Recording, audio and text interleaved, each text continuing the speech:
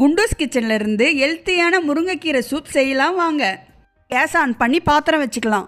பாத்திரம் வச்சதும் 1 லிட்டர் தண்ணி கொதிக்க வச்சுக்கலாம். கொதிக்கிற தண்ணியில் அரை டீஸ்பூன் மஞ்சத்தூள் போட்டுக்கலாம்.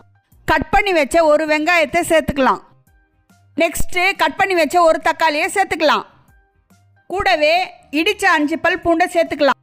அடுத்தது 1 ஸ்பூன் சீரகம், 1 ஸ்பூன் மிளகு மிக்சியில் போட்டு கொரன்னு அரைச்சி எடுத்துக்கலாம். அரைச்ச மிளகு சீரக பொடியை கொதிக்கிற தண்ணியில் போட்டுக்கலாம். நெக்ஸ்ட்டு 3 கைப்பிடி அளவு முருங்கைக்கீரையை கொதிக்கிற தண்ணியில் சேர்த்துக்கலாம். எல்லாத்தையும் சேர்த்து கலக்கி விட்டுட்டு 20 நிமிஷம் கொதிக்க வச்சுக்கலாம்.